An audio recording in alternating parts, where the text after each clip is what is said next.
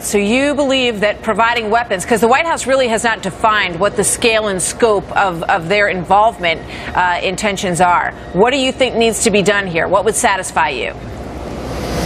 Well, Martha, I think we have to view this situation in the context of a terribly deteriorating situation in the region. Lebanon is being destabilized. Jordan is overrun with refugees. The fighting is now, the latest estimate of 93,000 people have been massacred. Horrible atrocities are taking place.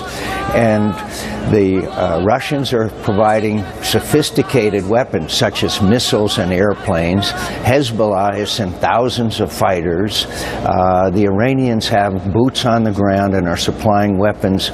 So it's a totally unfair and unbalanced fight. And now the rebels are the freedom fighters. The Syrian National Army are being beaten every place around Syria because of the overwhelming firepower, and air power is really the deciding factor.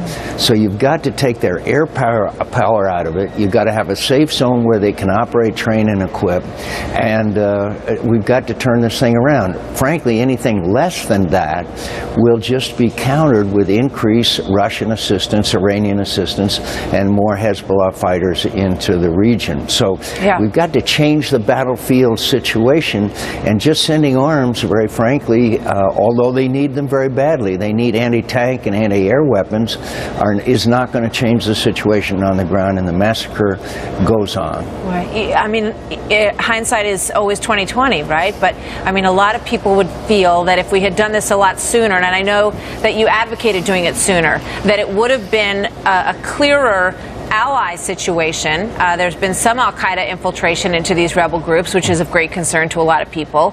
Is it too late? And if we go in now, it sounds like we're in deep from what you're saying, if we can hope to achieve the goal. And also tell us what is the ultimate goal here? Well, our ultimate goal is the removal of Bashar Assad, which the President has articulated many times. And will it be complicated? Will it be difficult? Will it be a mess?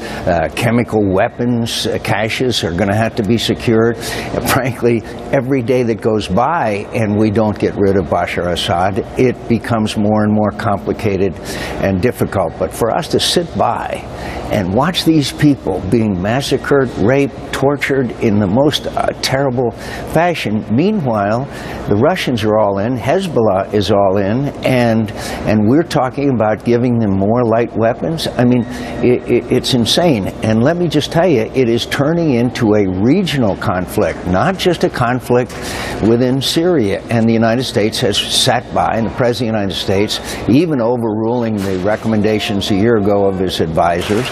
And let me just mention one thing to you, if I could. The President has said repeatedly, and before the Senate Armed Services Committee, then Secretary of Defense Panetta and our President, Chairman of the Joint Chiefs of Staff, said, don't worry, Bashar Assad, it's inevitable that he will fall. It's inevitable that he will fall. Now, these are supposed to be our best and smartest people on defense. Does anybody believe today that Bashar Assad is bound to fall? Of course not. It's disgraceful, the conduct of the United States in sitting by and watching this happen. And by the way, none of us want boots on the ground.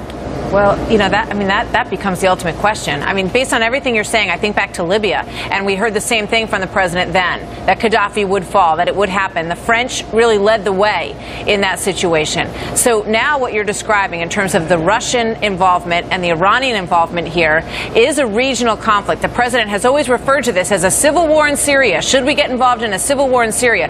Now we're talking about a regional conflict that we're going to need our allies engaged in as well. And Great Britain has said, you know, we're not sure that we're in, basically, at this point. So what would you do on that front? Well, the British want in, and they've stated it everything but openly. The French want in. They long ago said it was clear that Bashar Assad had used chemical weapons. By the way, we've determined that Bashar Assad has killed about 100 to 150 people with chemical weapons. How did he kill the other 93,000? Good question.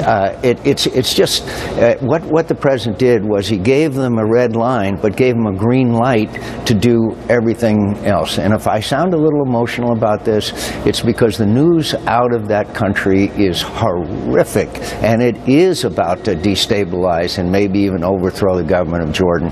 It is about to cause Lebanon to become a cockpit of sectarian violence, and we have basically passively sat there and done nothing. All right. Well, I hope you'll come back, Senator, because I want to talk to you about, the reaction of the American people to all of this, and how you do all this without ending up eventually with boots on the ground, but one step at a time here. Could I just mention really quickly, Yes. Bosnia and Kosovo are examples, and the President of the United States has to explain it to the American people.